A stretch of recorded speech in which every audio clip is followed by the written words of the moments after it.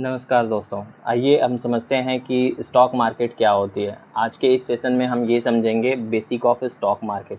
Stock को हम बहुत ही बेसिक से समझेंगे कि स्टॉक होता क्या है, लोग इसमें कैसे पैसे लगाते हैं, कैसे कंपनी काम करती है और कैसे स्टॉक में पैसे लगा के लोग प्रॉफिट बनाते हैं। आइए बिना टाइम को वेस्ट किए हुए हम इसे स्टार्ट करते हैं। पहले हम ओवरव्यू देख लेते हैं कि आज के वीडियो में हम क्या क्या सीखने वाले हैं। इस वीडियो में हम पहले सीखने वाले हैं कि शेयर मार्केट होती क्या है, शेयर कहते किसको हैं, और आईपीओ क्या होता है, और क्वार्टरली रिज़ल्ट क्या होता है। और साथ ही साथ हम ये सीखेंगे कि पैसे को हम कहाँ रखें जिससे हम ज़्यादा प्रॉफिट कमा सकते हैं। और पॉइंट नंबर 6 हम ये एक एक्स्ट्रा जानेंगे कि स्टॉक मार्केट से हम रेगुलर इनकम कैसे कमा सकते हैं। स्टॉक में लोग क्या यूज करते हैं जिससे वो रेगुलर इनकम कमा लेते हैं। तो बिना टाइम को वेस्ट किए आइए हम स्टार्ट करते हैं, जिसमें से पहला हमारा होता है शेयर मार्केट। तो अब हम समझते हैं कि शेयर मार्केट है क्या, शेयर मार्केट काम कैसे करती है।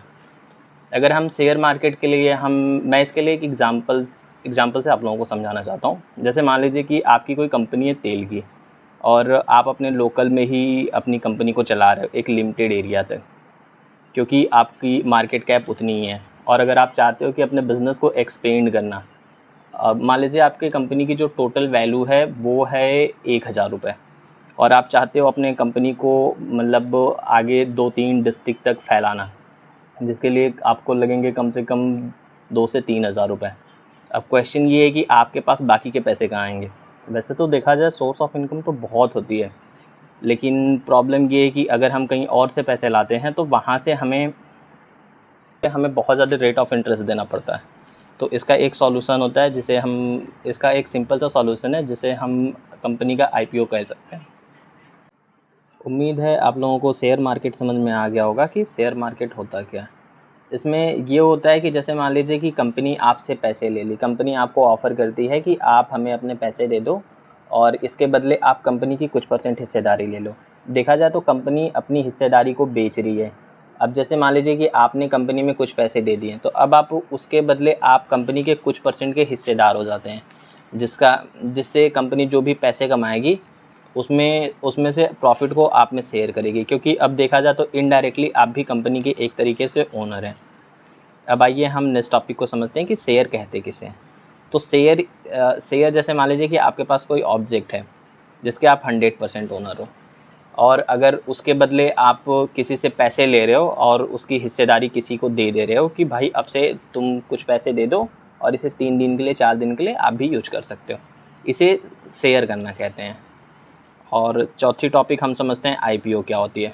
देखिए, आईपीओ एक प्रोसीजर होता है जिसमें जिसको फॉलो करके कंपनी अपने आप को स्टॉक में लिस्टेड कर सकती है, जहाँ पे लोगों से ये पैसे ले सकती है। शेयर को इंडिया में सेबी और सीबीआई रेगुलेट करती है। चौथे नंबर पे हम आ जाते हैं क्वार्टरली रिजल्ट क्या होता है। अब जैसे मान लीजिए कि आपने किसी कंपनी में पैसे लगा लिए, तो वो कंपनी अब आपको पैसे देगी कैसे, ये कैसे डिपेंड करेगा। अब या तो मंथली बेस होगा, या तो क्वार्टरली होगा, या तो ईयरली होगा, या हाफ ईयरली होगा।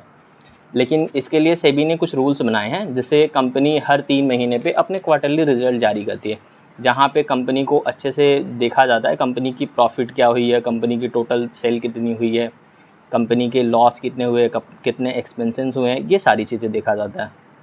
अब इसके साथ साथ ये डिपेंड करता है कि कंपनी ने प्रॉफिट जो कमाया है वो किस में कितना डिस्ट्रीब्यूट होगा। ये सारा कुछ क्वार्टरली रिजल्ट में होता है। इसे इंडिया में सेबी रेगुलेट करती है, तो इसमें किसी तरीके का फ्रॉड या नहीं होता है। चौथा हम समझते हैं कि पैसे को कहाँ रखें। देखिए दोस्तों, अगर हम पैसे की बात करें तो ज़्यादातर लोग क्या करते हैं, पैसे को सेविंग अकाउंट में रखते हैं, लेकिन ये सबसे बड़े बेवकूफ़ी होती है, क्योंकि सेविंग अकाउंट में हम जो पैसे रखते हैं वो 3 से 4% का ही रिटर्न देते हैं ईयरली।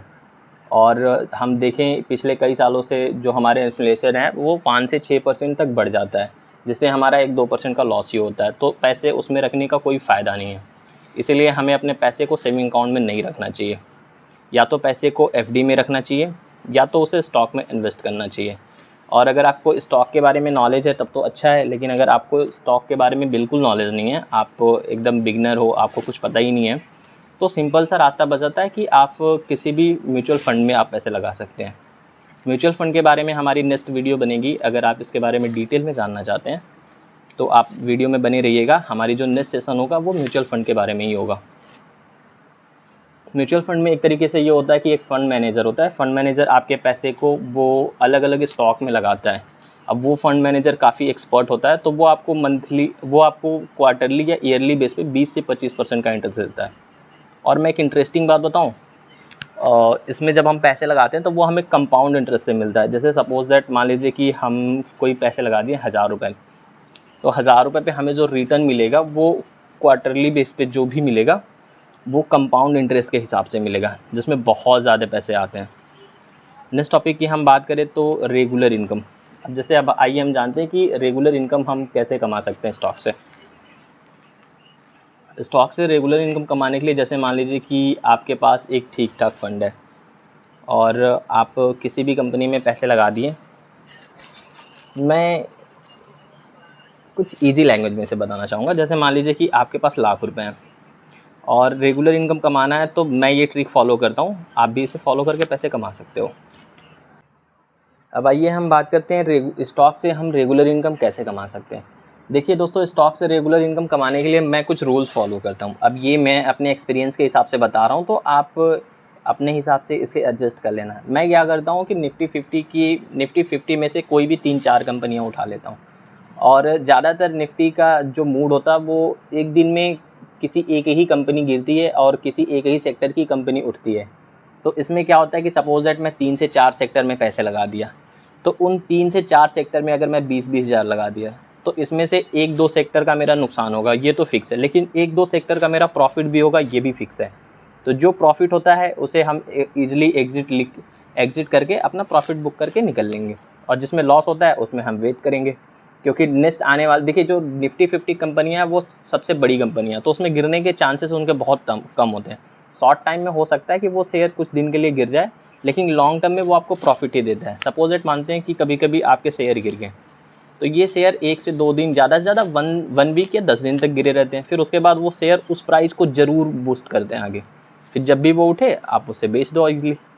तो मैं ये ट्रिक फॉलो करता हूँ, आप इस ट्रिक को फॉलो करके आप इजीली पैसे अर्न कर सकते हो। और नेक्स्ट वीडियो आपको किस टॉपिक पे चाहिए ये आप कमेंट करके बता दीजिए। वैसे तो नेक्स्ट वीडियो मैं खुद ही डिसाइड कर चुका हूँ। नेक्स्ट वीडियो हमारी आएगी म्यूचुअल फंड के ऊपर। अगर आप इंटरेस्टेड हैं, आप जानना चाहते हैं कि म्यूचुअल फंड क्या होता है, म्यूचुअल फंड में आप कैसे पैसे इन्वेस्ट करके लाखों कमा सकते हैं, और कंपाउंड इंटरेस्ट को बिल्कुल बेसिक से समझना चाहते हैं कि कंपाउंड इंटरेस्ट क्या होता है, कैसे काम करता है, और एक फ़ंड मैनेजर कैसे पैसे लगाता है, और उसमें इन्वेस्ट करके आपको कितना प्रॉफिट पे कितना टैक्स देना है, पूरी चीज़ हम पूरा डिटेल में डिस्कस करेंगे नेक्स्ट वीडियो में। Thank you for watching this video.